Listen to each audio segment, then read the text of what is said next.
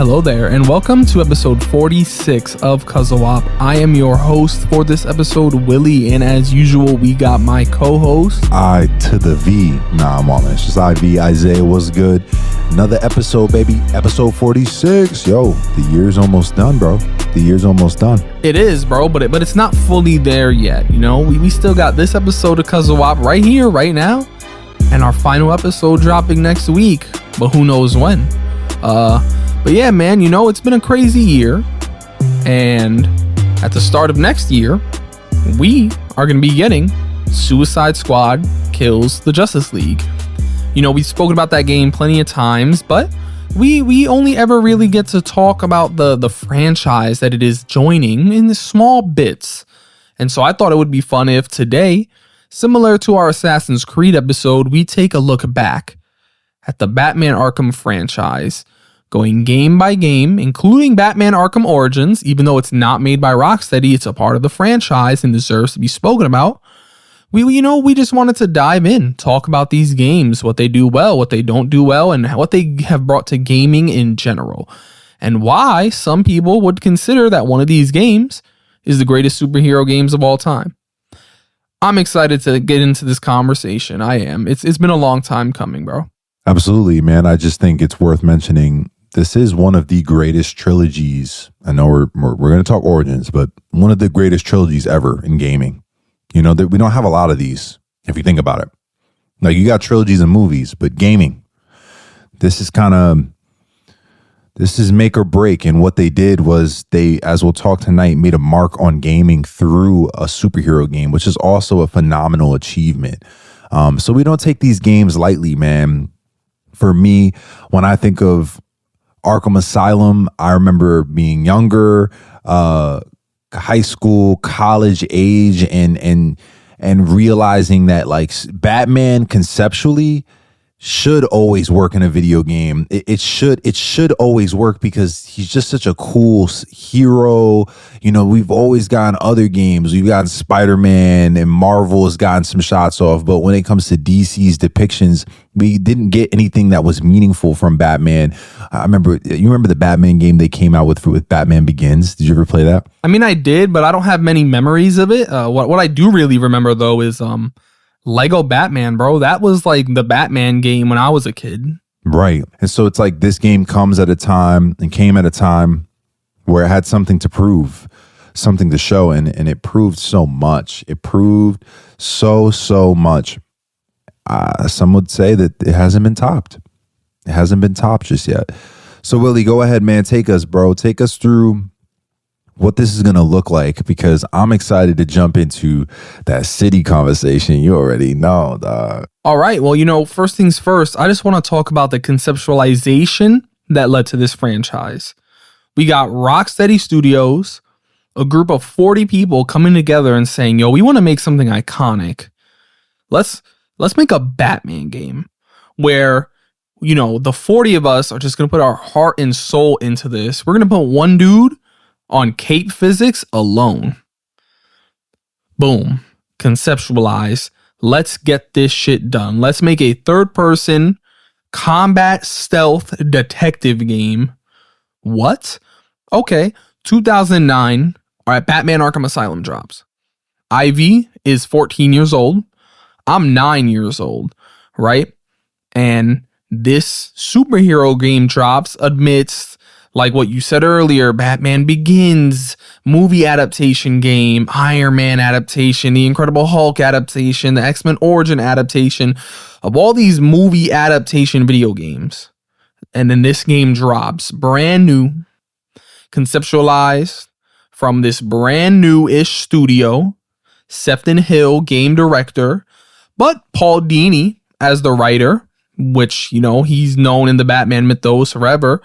And they managed to somehow get Kevin Conroy and Mark Hamill to hop on board with them. Like, they said, yo, we're going to shoot for iconic. Let's see if we can get these guys, these icons who have already been playing these characters for almost 20 years.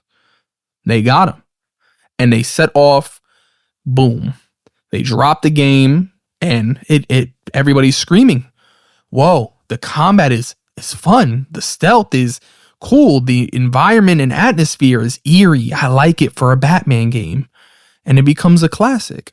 So IV, I want you to speak about how this 40-person team could have created something. You know, you were older at the time. You were able to probably appreciate this more than I was. So how did this change your view about gaming and superhero gaming in general at the time as someone who was knee deep in it already? So like I said, the last piece of Batman media that I had been exposed to up until this point of Asylum was Nolan's 2005 Batman Begins and the video game that dropped along with it that year. And, you know, that game had a very wonky combat system. And I think part of what was big with Batman is Batman's supposed to be a martial artist. Batman is supposed to be a lethal fighter. Batman is supposed to be, you know, a badass. And I think, again, superhero culture often it dilutes some of the other aspects of a hero by making them grandiose in their fighting and their combat and their handling of their situations. But what Asylum left in me impression wise the most, outside of the combat, which we're going to talk a lot about tonight, so tap in on that, but it was that Batman is the greatest detective alive. And they did not hesitate to lean into that in Asylum whatsoever. As you navigate through Asylum space, which if you think about the size of that game in comparison to its successor in the form of City, you know, City is almost triple, almost a quad size wise bigger with actual open world exploration. This game, it does have some level of exploration, but for the most part, there's a narrative kind of flowing direction that you're going through in the game, and they don't waste that in any way, shape, or form. You navigate each space looking underneath each nook and cranny to solve these mysteries and are exposed to your favorite villains from the Batman universe. Like you said, they do a great job at creating a story that's truly Batman.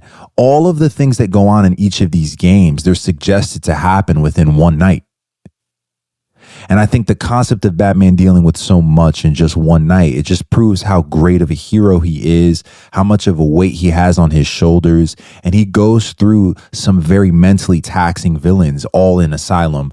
And so I think when I went into the game, man, I was looking for, all right, well, 3 years ago, Nolan put Batman on screen and gave me a realistic take, and a realistic video game came out that was supposed to be kind of like different, but it wasn't. If this game's going to come in, I want it to bring me back to the roots of who Batman is. And I think that they executed that perfectly. It was almost like they said, you know what? We're going to take it to the roots and prove who Batman is meant to be.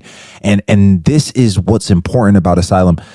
I knew greatness was starting. When I heard that there was a sequel coming out and you get to the end of the game and you realize, oh shit, there's room for another game to come out. You realize it's only up from here. And in high school, I felt that. We all felt that. You know, we could talk about the combat too, but I'll start there. What about you? Middle school vibes? I mean, shit, bro. It was elementary school for me. And my first, playthrough of this game, I think it actually came maybe a year after the game dropped. I remember being at summer camp and they had an Xbox inside of like this preteen room that all the preteens were allowed to hang out in. But, the problem is this Xbox, it didn't have storage on it. And so whenever you would play a game, it would lose it if you turn the Xbox off. So I remember coming in, being the first one in. It was always first come, first serve. I would run, grab the Xbox controller and boot this game up because I loved the Batman. And I would play through the opening of the mission, pause when it was time to go to the pool, hope that I could make it back first, that nobody would take it over from me so I could keep my playthrough going, or that someone wouldn't come in and turn it off. And I would just pray that wouldn't be the case. But you got to keep in mind, no matter what, the day comes to an end, and 10-year-old me was not beating that game in a day. And so the next day I would come back and I would go right into it. And I feel like that experience alone speaks to how great that the game is, because I feel like if you're able to go in and not care about the repetitiveness of it because of how well it is executed, that speaks volumes. So here I am going in, doing that over and over and over and over again, just playing the game, never beating it, till I get an Xbox of my own. And then right around the time Arkham City's about to drop, I finally get to play through this game for the first time. and it is glorious because I finally managed to do it after a year or two of trying to do it off of a summer camp Xbox. And yeah, bro, the atmosphere of this game maybe hasn't been topped yet in terms of Batman atmosphere, but the writing, the voice acting, the world itself, it's just so good, you know, and it's haunting too, and it's traumatizing because we all know that jingle that instantly reminds you of that game, and running through the halls and getting the goosebumps because you never know what's lurking around that corner. All like, for a game to be able to make a 2-second jingle so iconic and make you rethink about the entirety of it, it's legendary, bro. It's really a classic, and it's the beginning of a classic trilogy. And man, it's worth it to mention, bro. That's 2000. What was that? 2008? Nah, 2009. 2009, bro. 2009 is Uncharted 2. 2009 is Assassin's Creed 2, bro. Like, these are games that are also cemented into that era. I mean, it's Uncharted 2, bro. One of the greatest video game series of all time as well. Just a bunch of games that were legendary, especially after first legendary games like Arkham Asylum.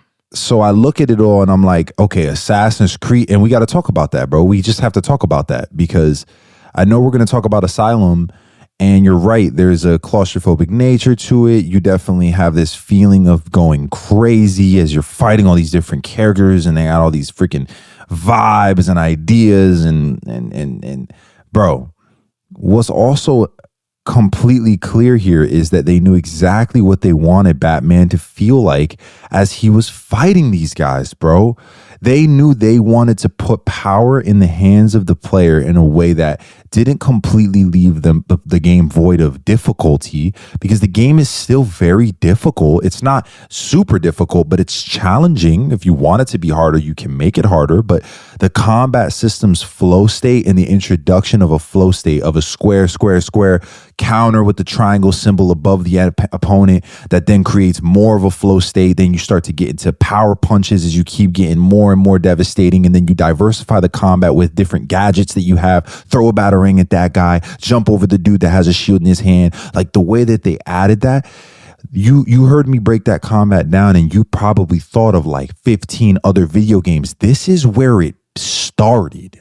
We're talking about 40 to 60 people creating a combat system that what did we say came out that year that was a rival for Game of the Year? Assassin's Creed 2. And guess what? When Assassin's Creed Brotherhood came out after Assassin's Creed 2, guess whose combat system had been revamped to feel just like Asylum? They changed gaming with this game. We could talk about this game ad nauseum. We could talk about how great the ambiance is. We could talk about the sound. We could talk about all of that. But the game speaks for itself. Its impact rang through combat. It's still ringing through combat systems. We did an episode on Spider-Man 2 three episodes ago, and we talked about the fact that combat system still has Arkham in it. It still has Arkham in it. Yeah, bro. The introduction of free-flowing combat just changed gaming forever. And yeah, maybe it didn't come from here, but it was almost mastered here. But yeah, man, Asylum is just, it's the start of something great, and you feel it while playing it, and hopefully you appreciate it also. I appreciate the game for what it is. And it's funny because, like, some of these first games in these franchises, I can appreciate it. I appreciate that they went hard, brought Paul Dini, Kevin Conroy, Mark Hamill, everybody else. I appreciate it. But it's still somehow my least favorite game, which I feel like speaks to the volume of how good this series is. But something else that was really cool in this game was that you could do ranked challenge maps where, depending on what platform you were playing on, you could play as the Joker too. Do combat as the Joker, stealth as the Joker, huh? They were doing things that nobody else was thinking of back in 2009. And like I said, I respect it. And I really need to figure out whether or not it is my least favorite. But for right now, I think it is. I understand that. And I mean, I think it's worth it to do this. I want to just hear if you can remember. It doesn't have to be your favorite, your most favorite, but maybe just one of the more memorable moments from the game as you play through it. For me, you know, we talked again about intros, the video game intros, and that Spider-Man 2 episode. This intro, the way this game started, ridiculous. Bro, the walking in with Joker, his banter, the conversation, the fight starting, there's just the music. The way it starts is so beautiful. I love it. Another thing that I very much clearly remember is Killer Croc, bro. Killer Croc. The fight with him in this game was scary as crap, bro. And honestly, I'm still shook. They got it right, man. They knew what they wanted to execute. They knew the source material. They knew how to pay it respect, and they did it at every turn. I mean, for me, if I had to think of moments from this game that really stick out, number one, when they let the crazy, like super crazy, like straight jacket dudes out and they start running over the map screaming at you, the first time you really encounter them while walking through the hallways is wild. Second, the infamous glitch from Scarecrow. Everybody knows about it. It's great. You brought up Killer Croc. I am still shook also doing that mission sometimes, but for me, I couldn't tell you why. But the moment that gets stuck in my head a lot, and I quote this all the time, is when at the end of the game you go into Joker's little party and he puts the bomb on the thing. He's like, all right, well, our party's going to begin. 10, 9, 8, 7, 6, 5, 4, 3, 2, 1. Just that little moment when he goes 7, 6, 5, 4. It just stuck with me and it sticks with me. And now whenever I count from 10 to 1, I do that same thing. Classic. Overall, brilliant game. High up there. As a first game, that joint is like a 9, bro. It's crazy. But, you know, let's move forward, bro. 2011. Arguably the greatest superhero game of all time drops. Batman Arkham City. I'm 11 years old now. You 16 now. And I'm going to let you start this conversation because I know you and I both have many things that we want to say about this game. Yeah, I mean, I think, you know, this is the year that Skyrim took over. And I didn't really like Skyrim. You know, I spent a lot of time playing Arkham City that year. And I think I got it when it came out. And I ran it. And it starts. And they make the city. And then Hugo Strange, you know, him knowing Batman's secret identity, the pressure that he puts on him. I'll never forget Alfred sending the suit into the city.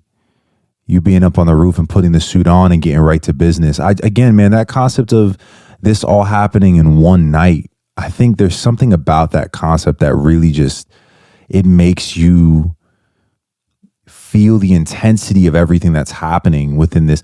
It's unrealistic, obviously. It's like, man, for him to fight and deal with so much and it's all in the span of just one night, there's no way.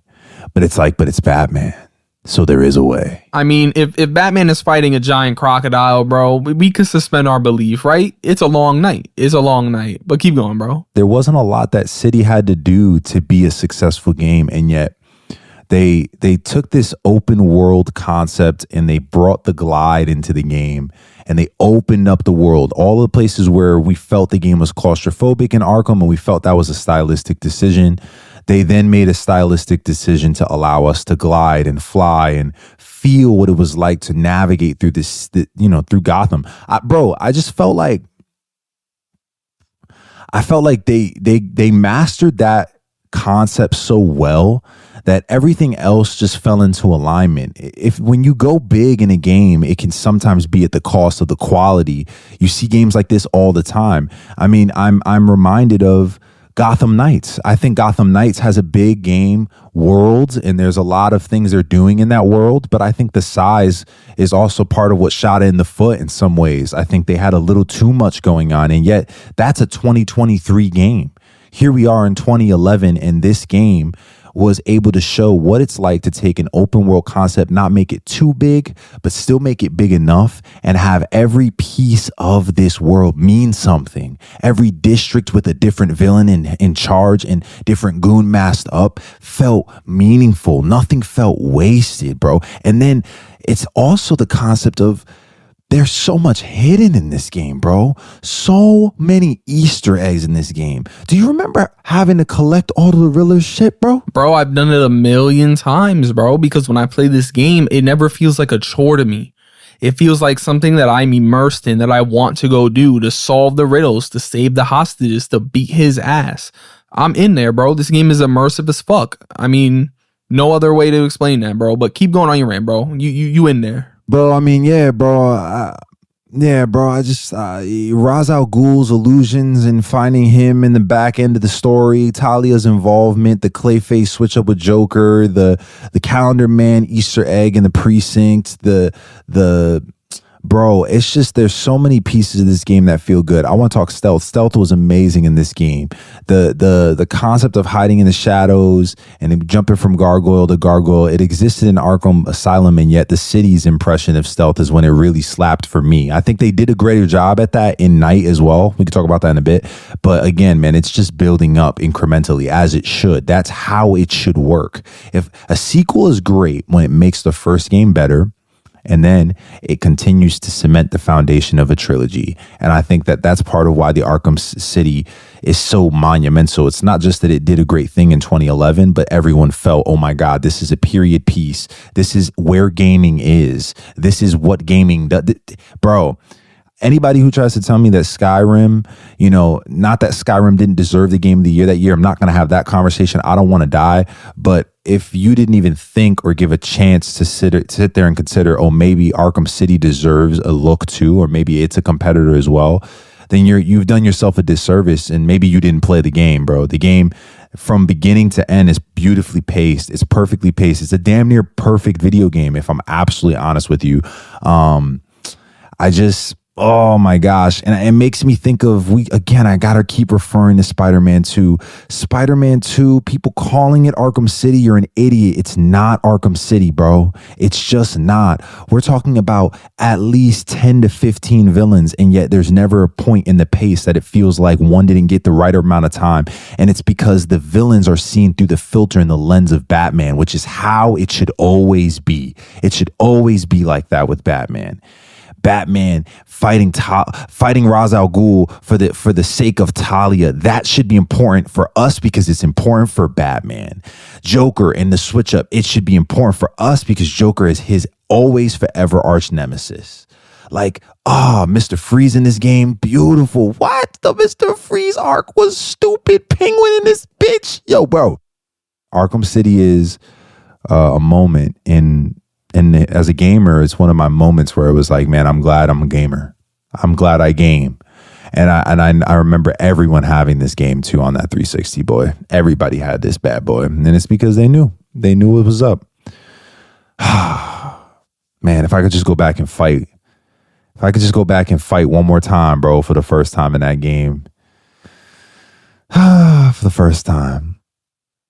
Arkham City took Arkham Asylum, which was already great in its own right, like one of the better first games, as we've spoken about before.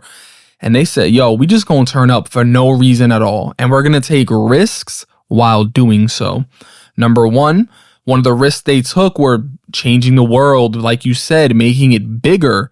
So then they had to change the way Batman's gliding worked. It was cool in Asylum, but in this game, he had to be able to maneuver through the city, go up and down. The design of Arkham City, flooding the city, half of the city underwater, each different section looking different is glorious.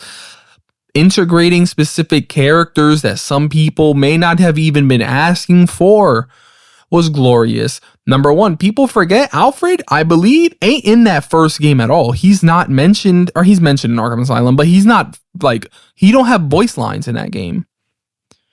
Robin shows up for a few seconds in this game and then disappears, and you're kind of like, oh damn, that's kind of cool.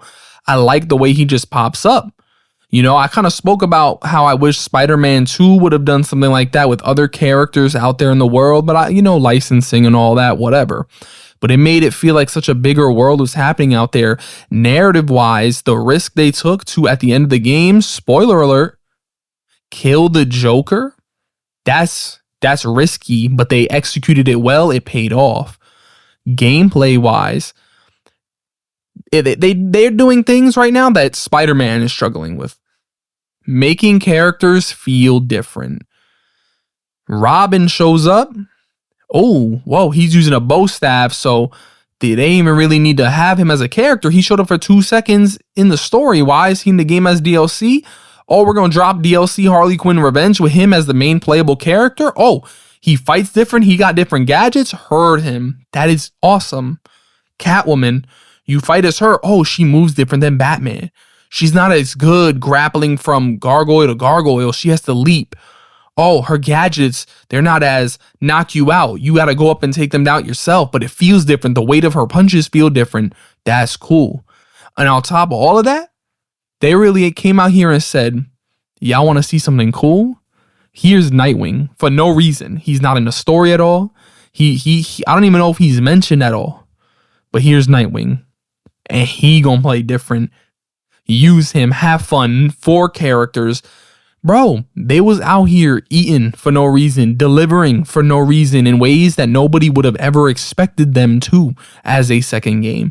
And, you know, maybe it spoiled us because now we have these similar expectations for games that are coming out nowadays, like Spider-Man 2, and it's just not delivering to the level that this one did, bro. Like you said, Spider-Man 2 was no Arkham City. And we haven't had an Arkham City since Arkham City. High key. You know, and we're not even done, bro. There's also worth mentioning, it tips its hat to gaming in general. It adopts a roguelike Castlevania type feel where you'll go into a section of the city and you won't have the gadget that allows you into this area. So when you get that gadget, you return back. It deepens the exploration. Then the gadgets also were given more love and shine in the combat system. And again, man, you see this adopted by other games as well. But for Batman to be able to use his grappling hook to disarm an enemy, to use the gel while fighting, to you bro, you could just do so many things that it's just like, it makes sense that you shouldn't just have these gadgets for when you're not fighting. You should find ways for Batman to use them while fighting. This was also the first game that allowed you to do a double takedown in the free flow system. That also made you feel even more like a badass, you know what I mean? And I know Warner Brothers is real happy that this shit popped off the way it popped off, because if you think about it, they took that shit and they put it in Shadow of Mordor. They put it in everything, you know? And then you look at Assassin's Creed, Brotherhood had this pieced it, but then it also brought even more with Assassin's Creed 3. Now we're starting to do attacks where if I hold my square button, I could throw a freaking throwing knife at you. And it's like, that's Batman's gadgets coming to life in other games where it's diversifying the combat profile. And I just think, man, they set tone in this game, and they did it by loving what they were doing. And it wasn't let's set tone because we want to set tone. It was they set tone because it was passion bled through. It just created something timeless. It's a classic game, man. It's a classic game. It's one of those games that if you're Jeremy Johns, you would say that you need to own this on disc. If you could, just to know that you were there, that you could have it on disc. It's one of those games that when they sell it for like $5-10 in GameStop, and I see it and it's not even in its an original case, I'm like, I might have to cop this just so I have it. So I got a collection of this bad boy. Because, bro, it's just so good. And also, I want to say this too. I agree with you on the challenge maps. That's like the Spec Ops of Arkham, bro. It was the Spec Ops from Modern Warfare 2 or Modern Warfare brought over to Arkham. You know how many hours I spent trying to perfect and get all 3 stars for those missions? You know how fun it is to play it through as Robin and not play it as Batman and know the differences? To know the escrima stick from a Nightwing attack is going to be super fire and stealth, and wanting to get scrappy, but I only have a couple of missions where I can get scrappy and a couple of missions where I can get stealthy, and I'm like, damn, I need more content from Nightwing. Like, it was so good, bro. I didn't know where they could go next when I found out they were going to make Arkham Knight. I was scared because it was just this game, bro. It's a 10 out of 10, bro. It's a 10 out of 10 game. Yeah, bro, it's a perfect 10 out of 10, bro. Can't be topped. It hasn't been. It can be topped. It just hasn't been in 12 years. So we just got to see, bro. Let's move into Arkham Origins, bro. Now, I know that your relationship with this game ain't the greatest, not because you hate it, just something you haven't really jumped into, which you still should. 2013, I'm 13 years old now, right? Arkham City, playing through that, it was a fun game for me as a kid that I grew to appreciate when I adopted some like media literacy and stuff like that, you know what I'm saying? But for this game, I was like, ooh, okay, we getting to hold me down, I'm ready to go. And so I jumped in to this Batman game, not set during a stormy Gotham night, but a snowy Gotham night. And that was kind of cool because it allowed me to experience something different in this universe that had already given us something different in City, but still similar. And, you know, the cast was different because they were doing Arkham Knight. So Troy Baker came in his role, and, you know, Roger Craig Smith came in as his role. And I think they did a great job. I just want to put that out right away. I thought both of them were fantastic in their roles. Troy Baker, especially as a younger Mark Hamill. But yeah, bro, they just came in and they gave us something cool, in my opinion. Something that's incredibly overhated, in fact. And I think part of the reason, you know, since I brought up Troy Baker, part of the reason why the game gets hate is because they brought Joker into the game after City kind of concluded his story wonderfully. But to me, it's like, at the heart, like you said earlier, Batman's greatest nemesis is the Joker. And this is Batman Arkham Origins. And Asylum and City was about their relationship at the core of those games. How could we not tell this story? Do you want to call it lying? Okay. But they got to make you believe something.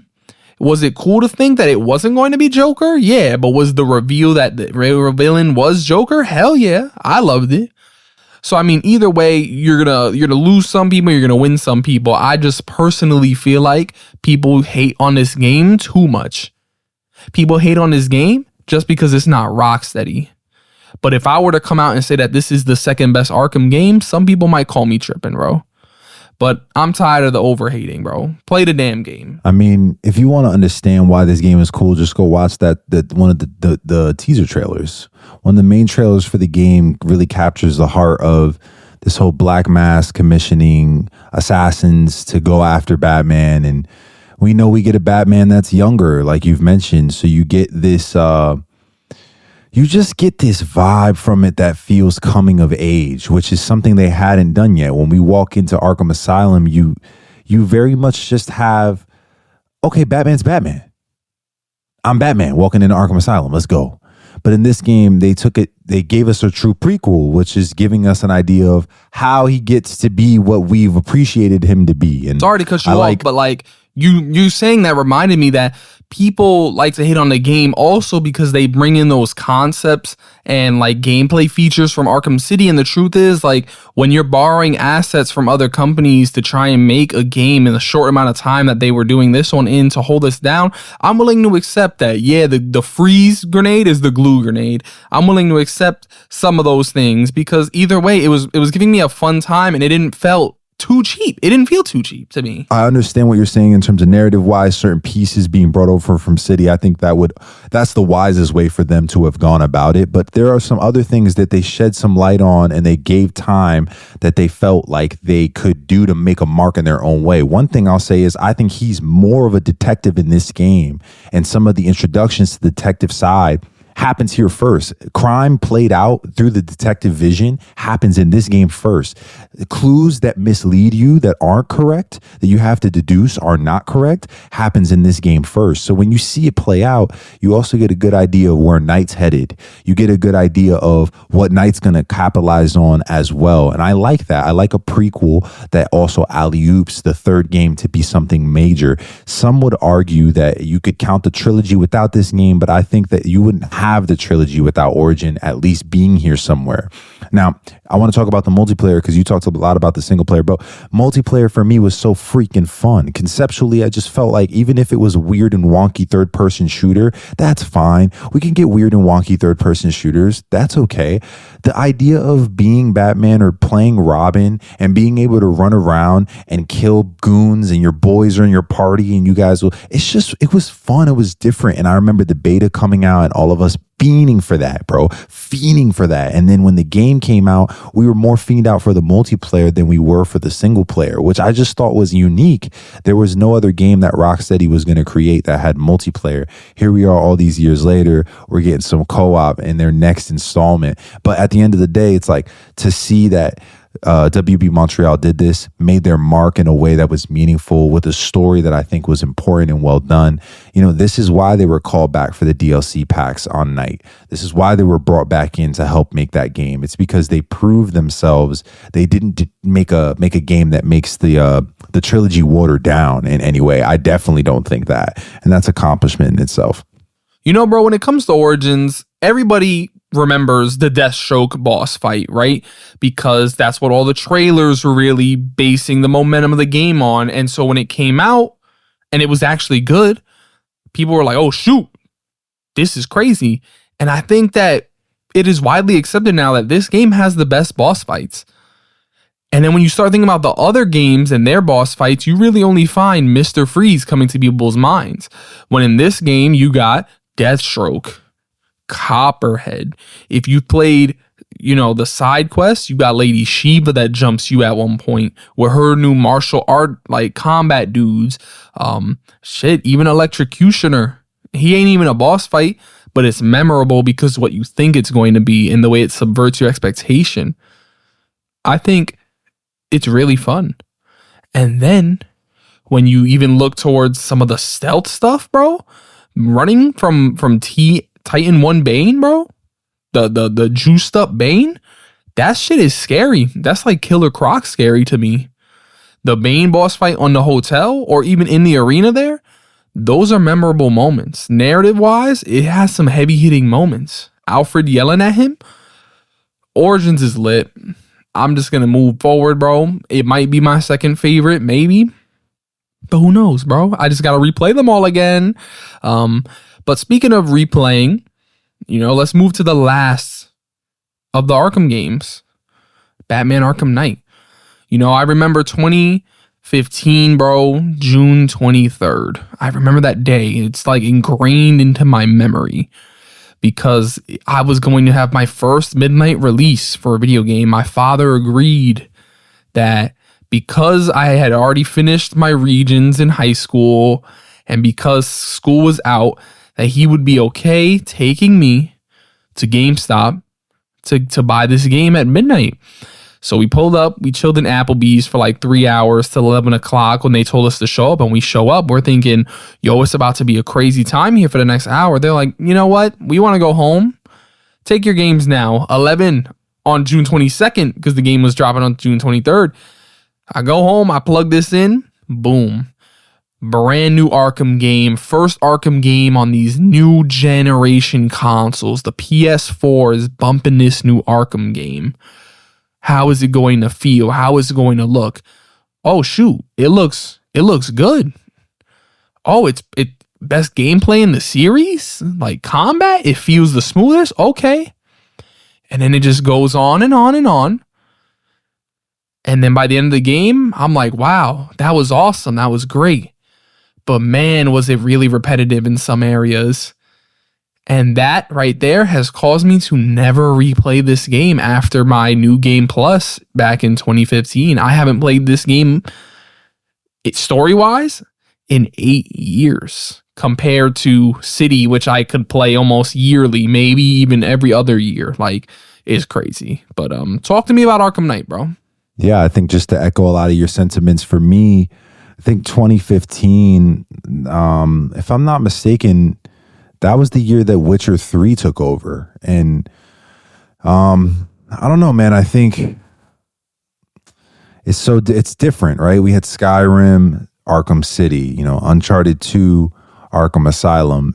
And this game, I almost feel like they peaked in City and they didn't know what to do next. It was almost like they did too much in City and they didn't know where to head next.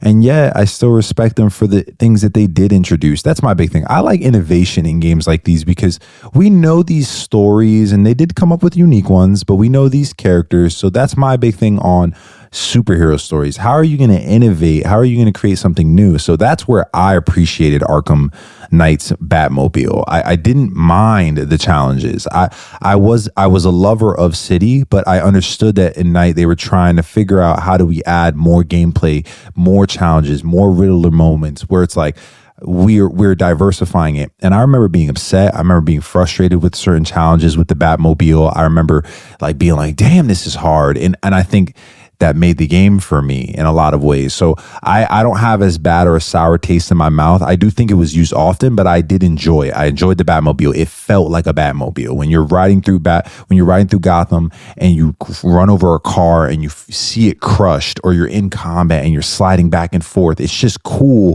how they created a whole little thing there. And it's different than Assassin's Creed doing tower defense missions that are completely phoned in and ass. Like, it was different. It felt like Batman still to me. And so I appreciated that part.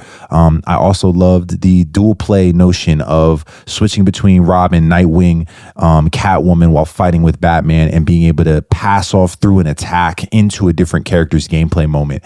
That was very cool. I know we keep comparing this to Spider-Man 2, but come on, man. Like, Spider-Man 2 didn't even have that. You had to switch characters through a menu, and you could do moments where you do combos, but this was a game daring to let you swap characters and all of their fight styles mid-fight, mid-free flow, mid-combo. You're getting bonuses mid-combo for switching characters. It's just really cool stuff, man. And I think of other games that, again, they saw this and they took it and they said, we're going to implement that into our system too, you know? And it's just like, bam, even if the game is slept on and it isn't as good as City, there's still an understanding that everyone was looking at Night. Everyone in the gaming industry was looking at Night. All the developers were looking at Rocksteady, you know? And I think it's important to mention that. Another thing I wanted to mention is this is also where we got the fear takedown, which I enjoyed. I enjoyed the strategic, you know, during a stealth gameplay, being able to plan out, I'm going to take out these 3 dudes by popping out this grate at this time. Like, that was cool. And again, Assassin's Creed Mirage, which we just talked about, they took this same concept, they brought it back. So it's like, bro, they're game culture changers, shifters. This is who Rocksteady has been. They're known for this stuff, man. And I think Night, they tried their best to top what was one of the greatest video games of all time. And they fell short in terms of story and conceptually, all of it. But when it, like you said, the flow of it all, the way it feels, I'll never forget shooting that freaking grappling hook and then Man Bat coming out. Jesus, peas and rice. Scared the crap out of me, bro. Scared the crap out of me. Loved the way it felt to fly throughout the entirety of the city. I love that. And then the game story was cool. It was cool. It ending how it ended and getting to see that depiction of like Batman taking himself out through Nightfall protocol. That was cool. I like that because again, you can do that when you're at the conclusion of a trilogy. You can do these things that are at the end. You couldn't do that in City. So it's like, I like that. Do I love everything in the story? No, I don't.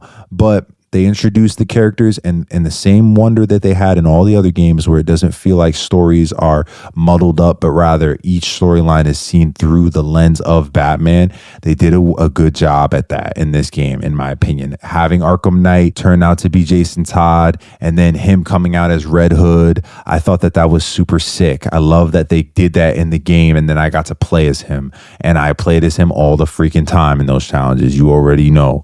Guns all up in your face. Stop playing with me. Bang, boom, bop. I thought it was a necessary set piece and conclusion to the Night storyline. One of my favorite moments in this game is when Poison Ivy throws Batman and then he pops up on the elevator. It was so Batman. And there's moments like that happen often. Every moment you have the Batmobile pull up on you and he jumps in the air and he lands into it, it feels badass every single time. These are the things that I think make this game special in its own way. And I'm glad that it's there. I'm glad that it's there. I'm glad to have Arkham Knight also, bro. You know, even with all of its faults, it's a classic still. It's a super fun time and it's not a bad game. That's the thing. It's not a bad game. But you can feel the differences. You can feel that Paul Dini isn't really around for this one. You can feel that we're going in a different direction. And you know what? There are things that I love about it. One of the best things about it, in fact, is having Joker be a virus almost in the mind of Batman, and having Joker still be a part of the story while remaining dead. People say that they're tired of it. I love it because, like I said, with Origins, it keeps what the entire franchise has been about together. It brought Mark Hamill back to be with Kevin Conroy. It's great. Fantastic stuff. Like you said, Jason Todd being able to play as him was mad fun, especially because he was killing dudes. He was actually killing dudes. His bullets was dropping dudes. Adding in Azrael, Harley Quinn as other playable characters. The racetracks were fun. The DLC for this game might be one of the most fun DLCs ever. With the 4 extra villains that they add in their side content stories, those are fun. Having Harley Quinn and Robin and Nightwing and Catwoman have all of their little solo stories. Even Jason got one where he got to go mess up Black Mask. Like, those little fun solo stories and the rank maps were mad fun. Even the Batgirl DLC developed by the people that made Origins was extremely fun. Great DLC, bro. There were things there that were to love. Even the racetracks with all the different Batman costumes. Great stuff. The stuff that I felt like it lacked was the story, yes, but a fun conclusion, great conclusion. But the side content of this game, bro, it felt like everything they were trying to set up from Arkham City with Hush or other things like that, it just wasn't up to par with what City had already put out there. Riddler stuff, this game, I remember it being extremely tedious because of the racetracks. Nobody wanted Riddler to be doing racetracks, bro.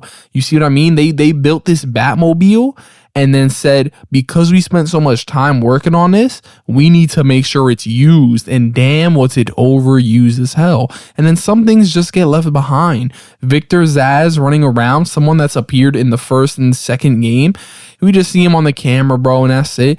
Calendar Man going to visit him to unlock all of his crazy stories just to have him escape and tell you that he'll be there at your conclusion, just to literally only see him at the conclusion.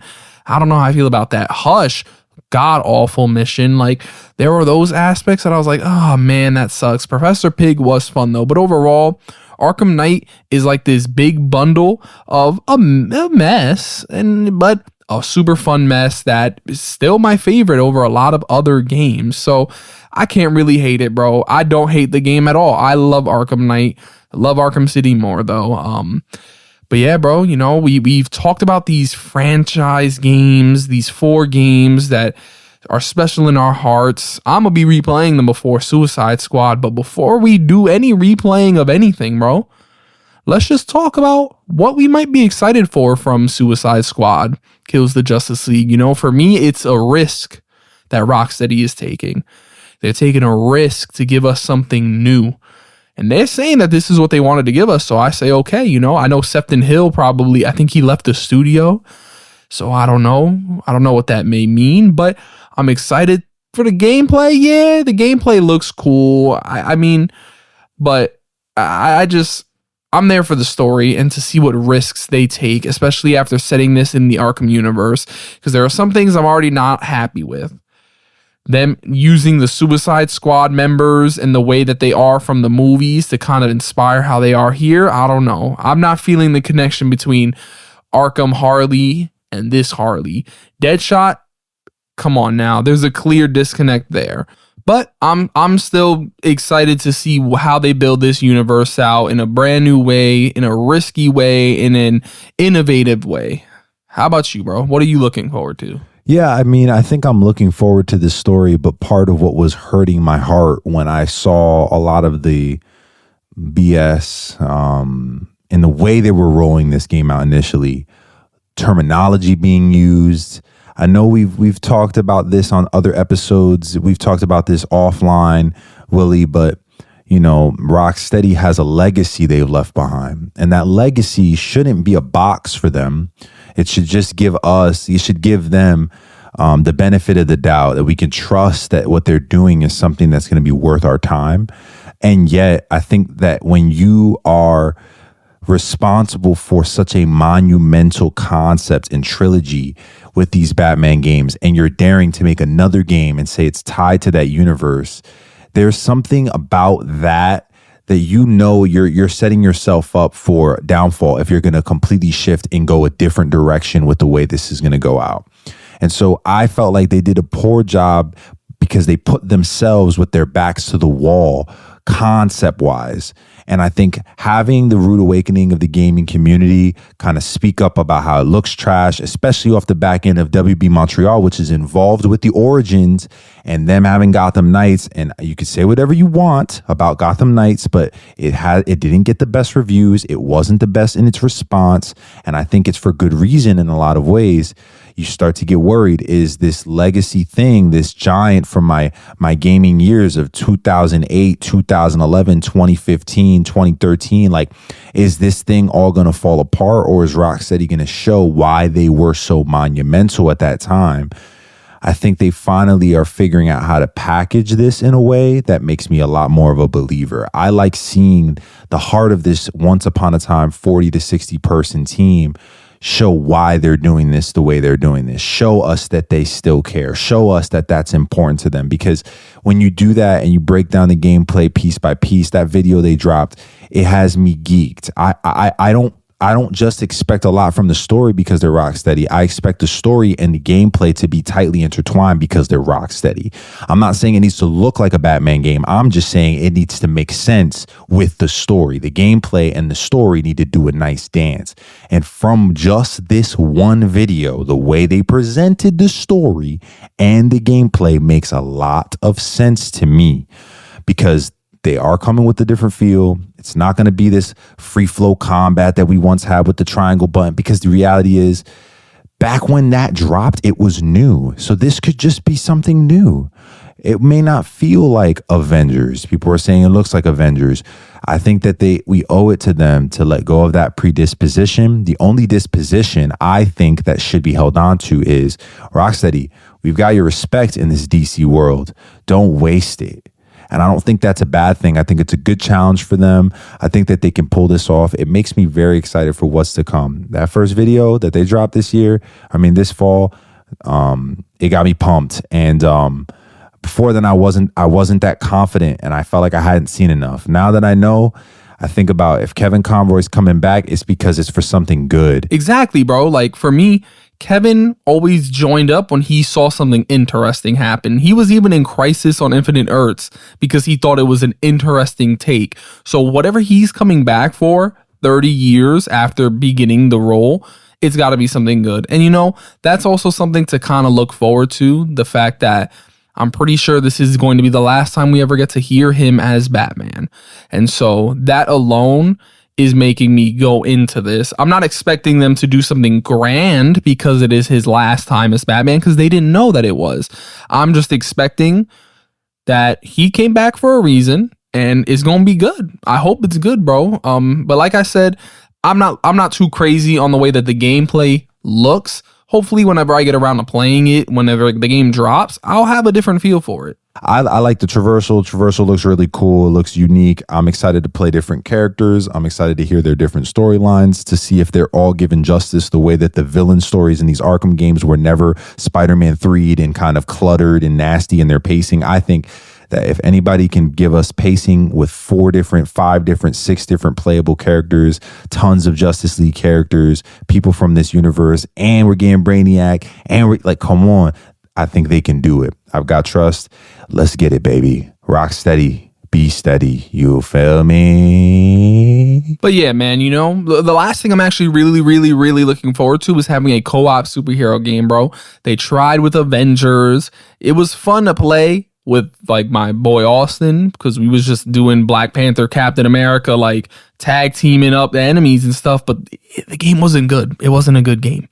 Gotham Knights, we had fun with when we played it. I know you got your own feelings about that. We would go have to talk about that another time.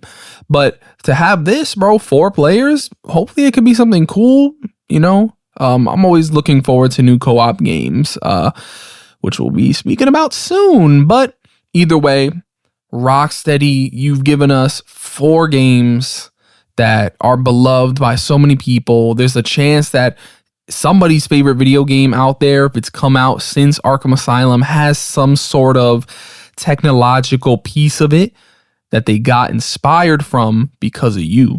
So you legendary, this is a legendary franchise. If you've listened to all of this and haven't played it, do yourself the favor and try to forget everything you heard us say and go back, play them, and just enjoy the ride, man. Enjoy the ride. But that's our episode for this, man. We thank you so much for listening to another episode of CUZZO-OP, where you're always going to hear us geek out about something. This time it just happened to be the Arkham Knight trilogy. Willie said it, man. Go pick it up in some way, shape, or form. We know there's ports out there. If that is the only way that you're able to play these games, then I'm still going to say you should do it, because it's a major piece of history gaming wise. So definitely do so. And don't play that Batman Begins game from Nolan's. Don't do that. Don't do that to yourself. It never happened. It just never happened. We thank you so much for tapping into another episode of CUZZO-OP and for rocking with us throughout this entire year. We've got one episode left that'll be dropping next week. Not going to tell you what it's about. You're just going to have to show up, be there. But we hope that you and your loved ones this holiday season are warm, are vibing, and if you're listening to a CUZZO-OP episode together, that's even better. Make sure you send this out to anybody who you think would appreciate two dudes just talking their talk about gaming, about video games, about TV, about movies. That's what you're going to always find every time you listen to CUZZO-OP. Two cousins, one podcast, endless entertainment. Peace.